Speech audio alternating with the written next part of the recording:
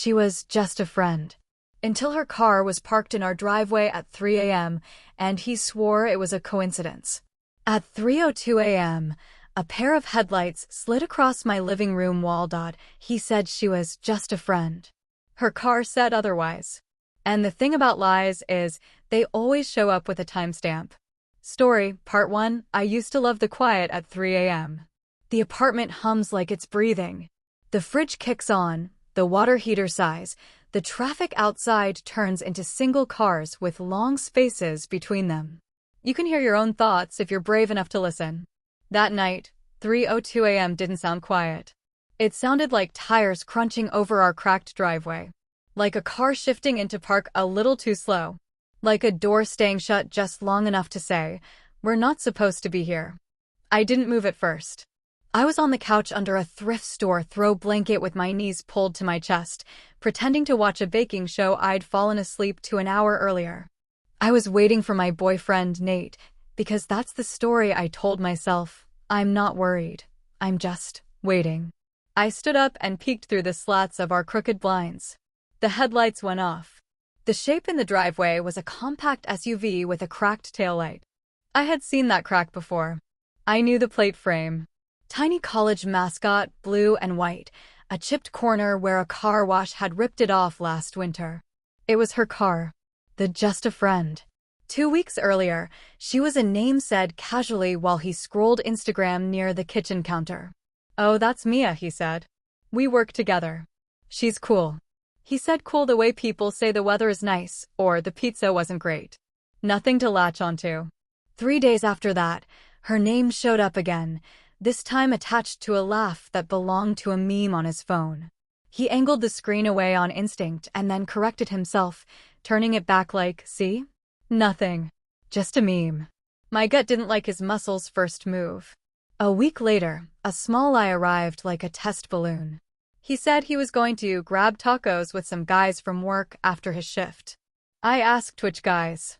He said, "You don't know them." I asked where. He said, "A place near the river." We live in a city with 50 places near the river.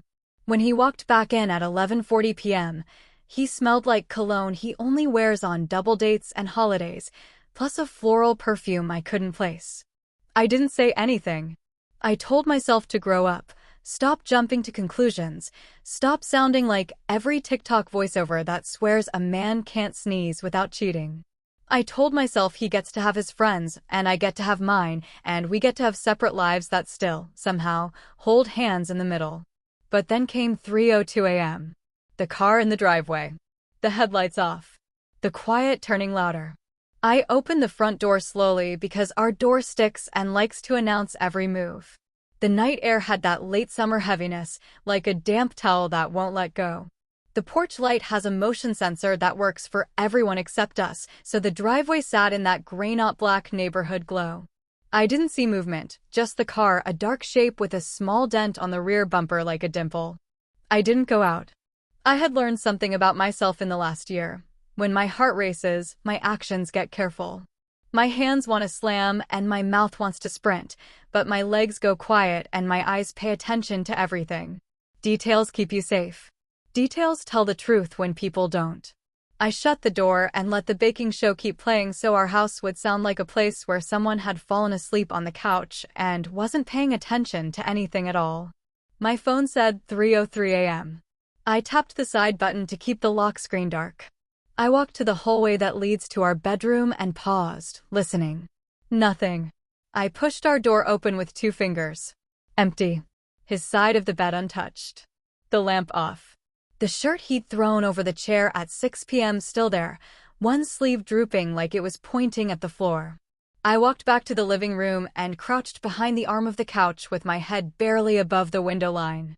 My eyes adjusted. I could make out 2 figures inside the SUV.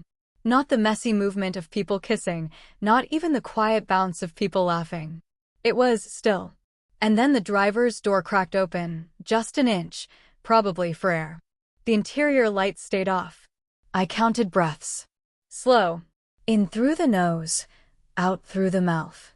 Don't narrate yourself into a panic, I told my brain. Don't write an ending with no evidence. At 3:09, The passenger door opened like a decision. A silhouette stepped out. A woman's shape. Hair up, too smooth for bed, the kind of hold you only get with spray.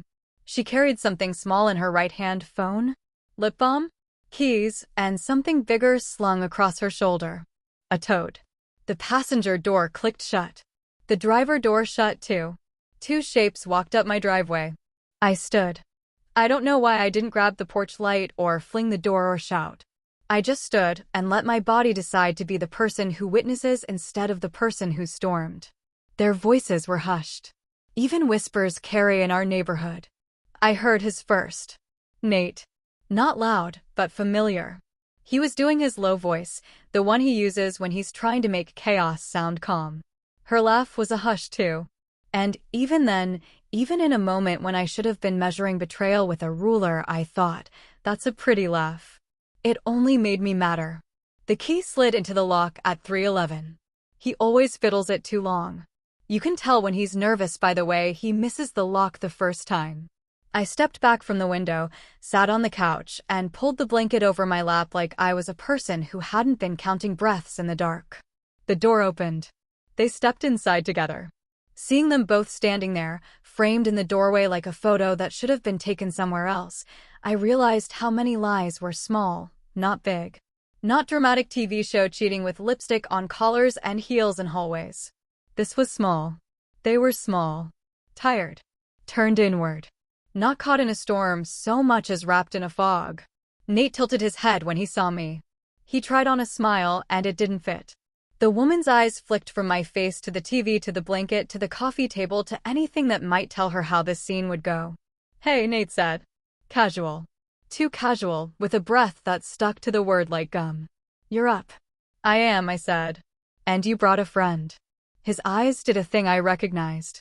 They searched for a ladder and found a shovel. This is Mia, he said, and his voice wanted me to remember I'd heard that name before.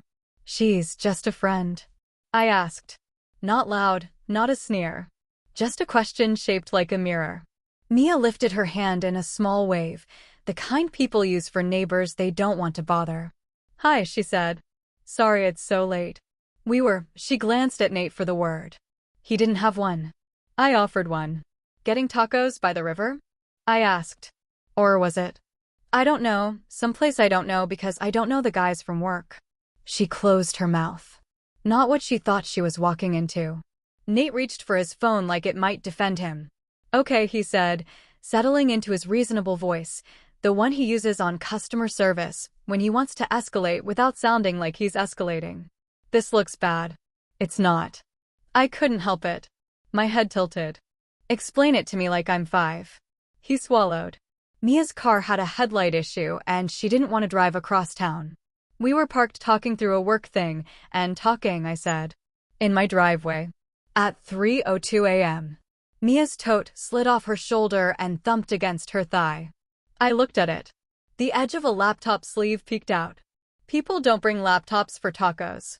Let me make this easier, I said, standing. Here are the facts I'm allowed to talk about. I held up fingers, counting. 1. You told me you were grabbing tacos with the guys from work last week near the river, which is a place the size of the city. 2. You came home wearing your expensive cologne and a perfume that didn't smell like my shampoo. 3. At 3:02 a.m., this person's car parked in our driveway. 4. You brought her into my house. 5. You didn't text me you were bringing anyone here. Did I miss anything? Nate's face did something tight. He hates lists when he doesn't control them. We didn't want to wake you. You woke me, I said. The driveway woke me. The dark did. The quiet did. The way the truth scrapes the air woke me. Mia took a breath like she was about to try again. I promise we didn't mean to. You didn't mean to get caught, I said. I get it. I do. That's human. Nate rubbed his forehead. Can we talk in the kitchen? He asked. Which meant, can we move the conversation to a place where I can put my hands on counters and look like I'm in control? No, I said. And then, because I'm not made of pure anger and because I know that truth doesn't actually grow where there's nowhere to sit, I added, sit if you want. Say what you came here to say. They sat. Not next to each other. That mattered to my brain and I hated that it did. Nate picked the edge of the couch cushion like he could peel it and climb inside. We're not, he started. It's not like that. What's it like? I asked. We were working on a deck for the fall campaign, he said. He said deck like he was proud of the word, like it hid everything else. Her laptop died and we needed a charger, and I have one here, so, your charger, I said. Yes, he said. Mia tried again. I asked him if we could stop by, but it was my call. My battery was, I looked at her. I don't live in you, I said, and I meant it kinder than it came out. I'm not responsible for your choices. He is responsible for mine. The living room clock, I never noticed, ticked loud enough for all three of us to pretend to look at it. The baking show laughed from the TV. The woman on screen was frosting something that looked like a cake for someone who didn't show up to the party. Can I get my charger? Nate asked, standing halfway like he was waiting for permission to be useful. I nodded, and he left for the bedroom. When he did, the quiet around Mia changed shape. Her jaw loosened, not in relief but in decision. I didn't know you were home, she said quietly. He told me you were at your sister's. I swear I wouldn't have come here otherwise. The sentence landed like a coin in an empty cup. I just watched it fall all the way down. Okay, I said. Thank you. We looked at each other. Two women separated by a couch cushion and a man's version of events. I wanted to hate her. It would have made my heart beat easier. But hate is heavy and my arms were tired. Did you think it was a date? I asked, because my mouth keeps me from bleeding out sometimes. No, she said quickly, and then not as quickly, not really. Not exactly. He's easy to talk to. He listens. He remembers things. He said you two were complicated right now. And I'm not dumb, I know what that means, I just didn't stop. And that's on me. Complicated, I repeated. I let the word sit between us like a seat no one wanted to take. Nate came back with the charger like he had found a weapon and a flag. He handed it to her and stood there, the length of the cord between them an ugly visual metaphor for two people who had crossed a line. Okay, he said, expelling the word. We're going. I can take her home and then, you're not going anywhere with her, I said. Calm. My calm scares him more than my angry. You can call a rideshare. She can call a rideshare. Do not get back in that car together. He looked like he wanted to argue. He didn't. Mia stared at her hands like they were a confession. Nate said, "This is ridiculous," which is often the first sentence in a paragraph that has no facts in it. I didn't bother answering. I opened the front door and stood aside. Please leave, I said to Mia. If you want me to text you later, I won't. But you can text me if you have something important to say. Otherwise, let's end this scene here. She nodded, relief and embarrassment fighting for space on her face. At the door, she turned back to me, and there was something I recognized both as apology and as a wish. I'm sorry, she said. Simple. Clean. I believe that part, at least. She stepped off our porch. Her footsteps sounded small on the cracked concrete that has always needed fixing. It took her a minute to scroll for a driver. Her SUV sat in the driveway like a witness we hadn't sworn in. When the rideshare arrived, I watched her climb into the back seat. She didn't look up at the house. The taillights glowed red and then moved off into the street. I closed the door. Nate's jaw had set like concrete. This is insane, he said. You're making assumptions. She needed a charger. That's all. I almost laughed. It came out like air. You told her I was at my sister's, I said. Is that what you tell people when you need to borrow my house? He flinched and I tucked that away for later. If you ever want to know where the truth is hiding, drop a plain sentence and watch which part of someone's body moves. I said you might be, he replied. Because you said you were thinking about going. I said that yesterday, I said. At noon. And that is not the same thing. He ran a hand through his hair like the gesture might buy him synonyms for honesty. Look, I'm tired, he said. We had a long night. I don't want to do this at 4 a.m. Then we'll start in the morning, I said. I'll sleep here. You sleep in the guest room. We don't have a guest room, he said automatically, and then, realizing, fine. I'll take the couch. No, I said, and I said it gently, because kindness makes me brave. I'll take the couch. I want you to go into the bedroom and notice the left side is cold. He looked like a person who has reached the end of a map and discovered there's still land. You're being dramatic, he said. Do you want me to beg? Is that what this is? This is me listening to the things you didn't say out loud, I said. Go to bed, Nate. He went. He didn't slam the door. The quiet returned, changed. I didn't sleep. I watched the blue light of the baking show crawl across the living room and turn everything the color of something sweet you can't taste. At 4:17, my phone buzzed. A text from an unknown number. Unknown, I'm home. I really am sorry. I saved the number under a plain word, Mia. I stared at the screen and typed something I didn't send, then deleted it and typed something else. Me, I appreciate the apology. Don't come to my house again. She didn't reply. Good. I don't know if I would have stopped. At 6:32, sunrise stained our blinds. I turned the TV off and the silence felt like a decision. When I stood to stretch, the blanket slid to the floor with a small sound like a page turning. I made coffee. When I set the mug down on the counter, I noticed something I hadn't before. A tiny smear of lipstick on the inside rim of a glass by the sink. Not mine. Different shade. A pink that doesn't match my skin tone, so I don't buy it. Evidence is unromantic. It doesn't care about what you hoped. It sits there until you name it. I took a photo. I opened the Notes app and started what I called the timeline. The timeline: Friday, 6:05 p.m., Nate leaves for tacos with guys from work. Unsure which guys. Wears cologne he reserves for special occasions. Friday, 11:40 p.m., Nate returns. Smells like non-house perfume. Claims they ate near the river. Saturday, 3:02 a.m., headlights in driveway.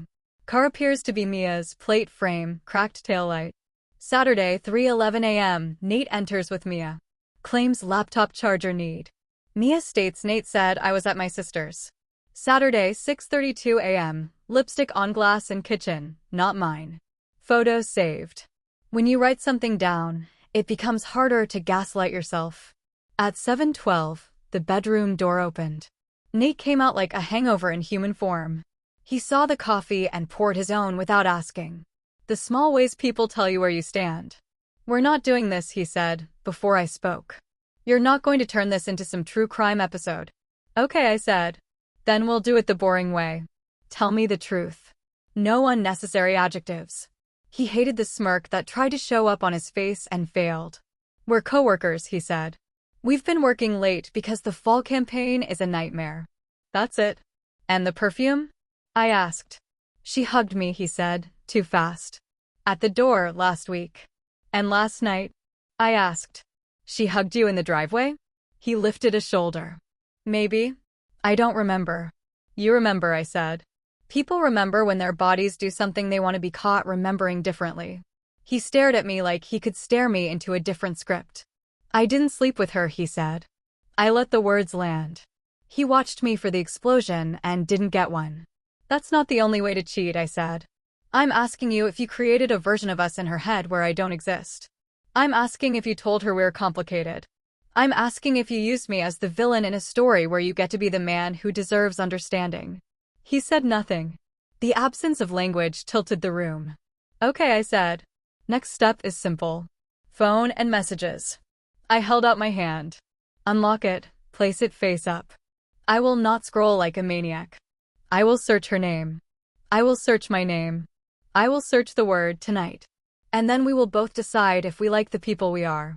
You're insane, he said again, but softer, because the evidence in my voice wasn't yelling. That's private. So is my driveway at 3 a.m., I said. He set the mug down. He held my gaze for 3 seconds, which is how long it takes for a choice to step out of a person and show you its face. He put his phone on the counter and touched the lock with his thumb. It opened. I won't tell you that I wanted to find nothing. I won't pretend that I wanted to be wrong. That's what movies say you're supposed to want. What I wanted was clarity. Clarity hurts, but it lets you breathe. Lies bruise your throat from the inside. I tapped the messages. I typed her name into the search bar.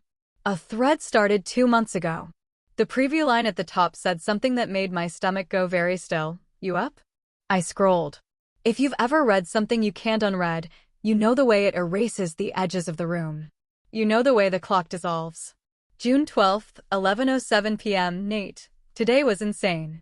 If I don't have to look at another slide, I'll die. June 12th, 11:08 p.m. Mia, Then don't look at slides. Look at me. A photo was blurred by iPhone's clean little blur. It wasn't explicit. It didn't have to be.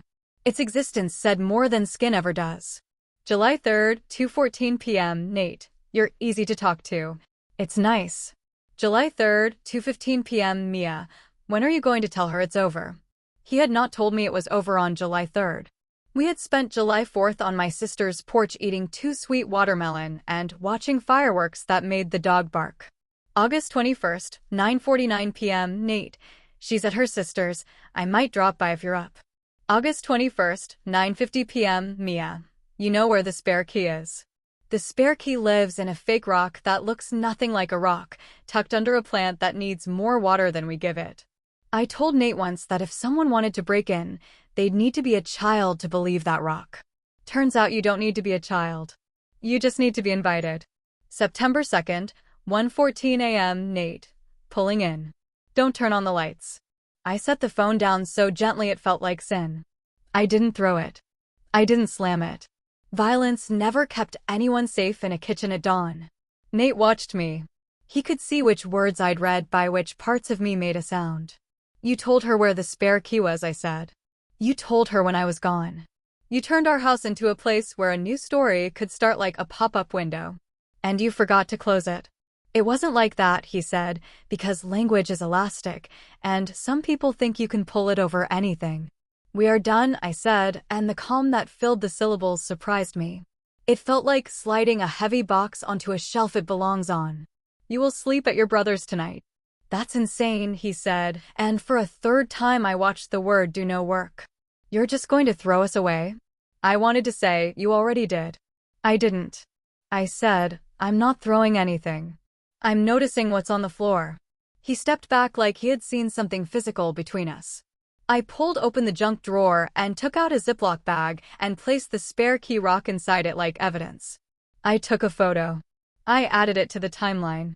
He laughed without humor. Are you building a case? Yes, I said. I am building the story I will tell my future self when she asks why she left. He shook his head. You're making a mistake. That's what people say when you stop making theirs, I said. At 8:03 a.m., he packed a backpack like a teenager going to a sleepover. He took his toothbrush and his charger and the sweatshirt I always liked on him. I wanted to tell him to leave the sweatshirt, but then I remembered I'm allowed to buy a new one with a color that doesn't carry a smell I don't want in my house. At 8:19, he stood at the door like a man who needed a line for a movie that isn't his. We'll talk later, he said, choosing a future I hadn't agreed to. When you're calmer. Text me before you come back, I said. If you come back. And do not let anyone else into this house. He left. The door shut. The silence filled the shape he left behind. I made another cup of coffee because that's what movies tell you to do when your life changes. I didn't sip it. I felt every piece of my body notice it was mine. At 9:01, my phone rang with a number I didn't recognize. Not Mia's. The caller ID said a city I knew by its area code. I answered. This is. I don't know if I should say my name, a voice said. A woman's voice. Older than me. Tired. You don't have to, I said. I saw your text to Mia, she said. I shouldn't have, but I did. I'm her roommate. She's asleep. I wanted to say. I didn't know she was going to your house. I tried to tell her this was going to hurt people. How did you get my number? I asked. She saved it under work, the woman said.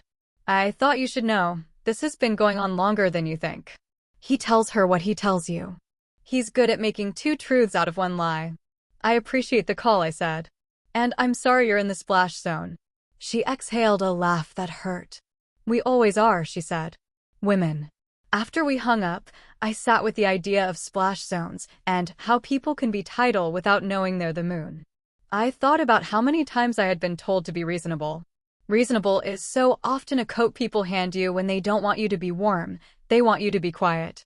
At 10:27, I texted my sister. I didn't write a paragraph. I wrote 2 words. Me, come over. She sent back a thumbs up emoji and then a heart, because she knows how to be steady without narration. She arrived at 11:02 with iced coffee and a bag of bagels and a look I've only seen in her twice, once when I graduated, once at our dad's funeral. It says I'm here and I know, and I don't need the details to start helping. I gave her the short version because details can drown you before they keep you afloat. She listened and put her hand on the counter so I could put mine on top of it. What do you need? She asked. I need to pack a box, I said. Not for me. For him. We packed the first box with things and the second box with air. You always think you'll fill 10 boxes, but it's amazing how few objects you own that belong to both reality and a person who decided reality could be edited. At noon, I looked at the timeline again, and the dates stared back at me like a calendar that had been gaslighting me in plain sight. I scrolled to the top and added something new. September 3rd, 12 p.m. Decision. No contact for 30 days. Keys reclaimed. Spare key disabled. Boundary set. My sister looked over my shoulder. Proud of you, she said. It doesn't feel like brave, I said. It feels like tired. Tired can be brave, she said. Sometimes it's the only way brave shows up. At 2:43, my phone lit up with Nate's name. I didn't touch it. No contact means no contact, not unless there's a fire or a bill. A minute later, a text. Nate, can we talk? I think you're overreacting. I screenshotted it, put it in notes, and didn't reply. At 4:10, another. Nate, I'm at your place. Can we just talk for 10 minutes? I stared at the words your place. Something in me stood up taller. I typed me, do not enter. Leave anything you need to return on the porch. I will not engage today. 3 dots. Disappeared. 3 dots again. Disappeared again. Then, Nate, you're being cruel. Me, I'm being clear. At 5:32, I heard footsteps on the porch and then the small sound of an envelope sliding under the door. My sister and I looked at it like it might explode. I picked it up. Inside was no letter, no apology. Just a key. The spare key that wasn't spare anymore. Under the key, a receipt. Not for tacos. For a hotel 2 weeks earlier, on a night when I had posted a photo from my sister's porch with a sparkler in my hand and a caption about summer. My sister said, you don't need more proof. I know, I said. But it's nice when the lies are so lazy they leave paper trails. We ate bagels on the couch and watched a cooking show that wasn't the baking show from last night. Every time the host said, perfect, I thought about how that word is a trapdoor. The floor always opens. Gravity always does its job. At 8:16, as the sun slid down and the apartment switched to lamplight, an unknown number texted. I braced for Mia or the roommate or Nate from a borrowed phone. Instead, unknown, you don't know me. I work with Nate. I saw him leaving with Mia last week. I thought you should know. I'm sorry if this is overstepping. I typed me, it's not overstepping. Thank you. I know. Unknown. You deserve better. Don't let him make you think you're crazy. Me, I won't. I put the phone down and felt the truth adjust inside me like a shoulder going back into its socket. Acceptance isn't dramatic. It's quiet. It's the moment you decide to stop arguing with a reality that has already voted. At 10:03, my sister left with a promise to call in the morning. I locked the door behind her. The apartment exhaled. I got in bed and lay on my back and stared at the ceiling fan and listened to it do laps with my thoughts. I set my alarm for 7:30 because tomorrow I would do the normal things that sound impossible today. Shower, laundry, switch out the sheets, grocery list, a glass of water that actually gets finished. At 3:01 a.m., I woke up. Habits are hurricanes. You don't stop them in one night. I lay there and waited for headlights to write a story on my wall. They didn't come. So I went back to sleep, and for the first time in weeks, I dreamed about a life where the quiet at 3 a.m. didn't sound like fear. It sounded like a house that loved me back.